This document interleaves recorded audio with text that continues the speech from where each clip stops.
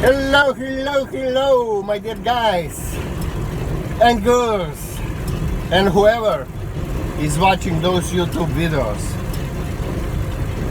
made by God, Franci. So yes, I am on a trip again.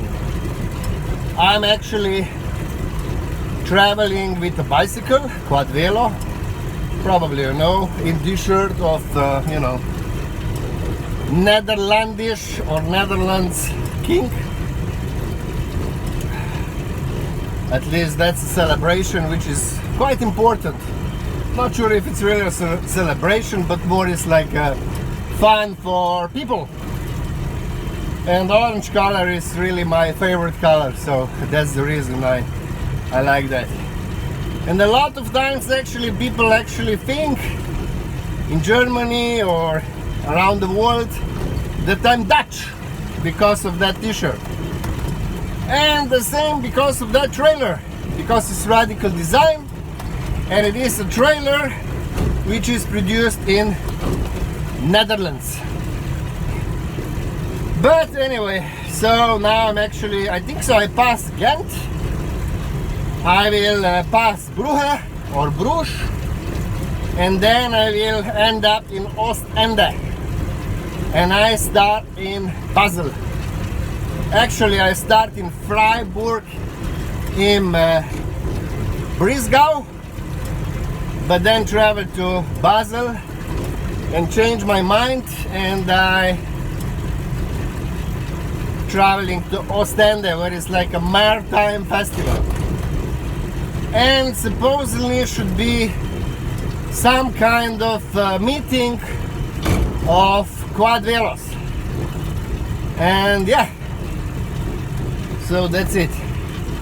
But that meeting actually it's not on anymore, so it was cancelled.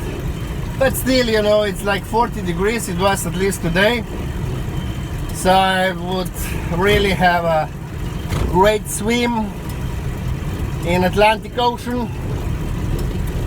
And on that maritime festival, at least what they're saying is well known for the fish. So I like fish, especially if it's made well, tasty. Actually, I more like shrimps and things like that, but you know, if the fish is nice, no worries, I love it. So that's it. What else I should tell you? Look, I'm thinking a lot, and honestly, just before I start traveling with this bicycle, that's a little bit strange because they put the traffic light in the middle of the bicycle lane, and you need to be more cautious in that sort of cases. But I wanted to say that before I start traveling, I have like some kind of, I would say some kind of a depression. And after I start traveling with this bicycle, you know, fresh air, you're doing quite a lot of kilometers per day. I mean, my record was 120. At least that's good for me. I know it's electric support, you know, but it's still bicycle. You still need to pedal. You still need to move around 20 kilometers or 25. You know, depends. I know Belgium is really flat. It is. I agree with that. Even in Germany, I travel next to the Rhine River, and it was flat too. So I like that way, that I just pedal and pedal, observe the people, you know, saying hello to them, give them a smile, see nice houses, you know, and it's really, I don't know. Actually, this changed me a lot, especially that I'm traveling alone, that I sleep in a tent, I get connected with nature, and I really love when in the morning I can hear birds singing from 3-4 o'clock in the morning, and then when I start traveling after 25th of April, it was really quite rainy and like that, you know, and cold. Not like today. Today was like more than 40 degrees here. So it is like a heat wave in Belgium. And yeah, and there was like at the beginning was like even 3 degrees in the night or 2 degrees, you know, centigrade. So it was really quite cold. And few, or actually quite a lot of nights, I get the rain. And sometimes when you need to erect the tent, you know, in the middle of the heavy rain, you know, it is, you know, really, I would say not a pleasant experience. At least it was not for me. But after you do that, and after, you know, you realize that you done that, and you wake up in the morning and you have a look to what you done, then you're really satisfied with yourself.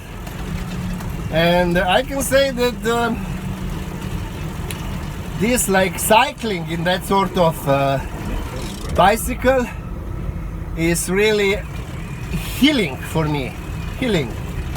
Yes, I would say healing. And sleeping in a tent, especially if I don't sleep in a campers, I mean, sorry, in a camps, because I don't know, I try a few times to sleep in camps, and I don't know, it's not about the money. I don't know, it's I mean, here camping is still around 15, maybe 10 euros, maybe 17, I don't know. Not so expensive, but I don't know, when you sleep in the middle of the forest when nobody is around, it's completely different experience. You even get sometimes some connection with the animals, with horses, with you know, rabbits. I don't know, it's a little bit different. So yes, I don't know, I love it. And most of people probably don't understand when I'm saying that I love wild camping. And most of people think, at least what I have a conversation with them, they told me, you know, I don't like people who just want everything for free. You know, the world, the planet, it's free. You know, let's be honest, you know, everyone deserves to sleep somewhere for free. You know, if you sleep in a tent, if you sleep in a caravan, if you sleep in a camper van, if you sleep in a car, that should be free. But certainly if you'd like to have a shower, even that in most places you can find for free. And especially next to the coasts, that should be free. Or if you go to swim in the river, I don't know why would somebody pay for that? I mean, you know, it's a river. It's available for everyone. And a lot of people say that wild camping brings a lot of rubbish. I don't know, wherever I camp, I pick it up, all the rubbish after me, and never in the morning you can find some things empty, I don't know, even nothing after me. I can say that. And I'm sure that a lot of people who actually wild camp respect the nature. So I don't believe that people who wild camp, they leave the rubbish there. Those are more like younger people, or I don't know, whoever who's going there to drink to have some party, to get drunk. I don't know, but that's completely different structure of population. So anyway, and even if you travel with bicycle, you know, when you get like you know, into the rain, this heavy rain starts, and you need to stop. What should you do? You know, you cannot go further. You know, the only way is to stop and wreck the tent or find some bivouac or something and wait, you know, or sleep overnight, and then in the morning you're moving further. And I think so we should all respect that all around the world, and this should be a human right for everyone, and humans should be, you know, fight or do whatever necessary to keep those human rights, you know, because, you know, if we will turn everything into the money, then shortly, you know, you will have kids who will, you know, stay outside, you know, but they cannot stay outside because this is not their land. I know that in Europe, at least in Belgium, one guy told me that now, in last few years, you cannot have an address in camping site or on a boat. That's weird for me anyway. So because look, you have a boat, you can have a camper van, you can have even a tent. I mean, some people love to sleep in a tent. I love to sleep in a tent.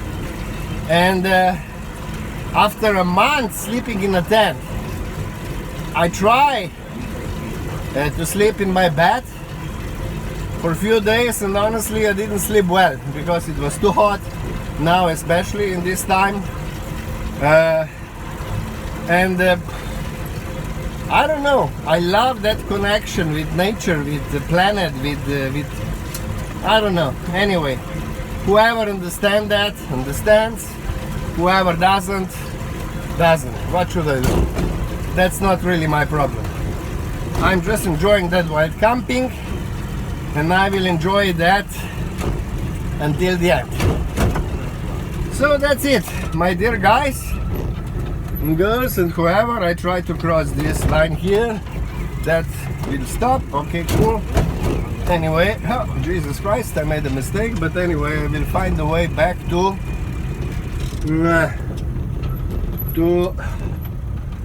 yep, I should find a way here to the bicycle path.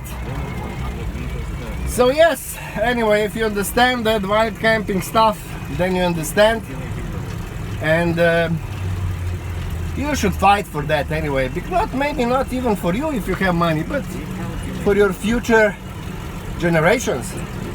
Like in Sweden, you know that you can park wherever you wish, you can sleep wherever you wish, and in some other countries. So, you know, that should be a future of traveling. Bicycle, you relax, pedaling, and just going around. Especially if you can get like a covered bike like this, you know, you can travel even winter time, you know, summertime, wherever you wish.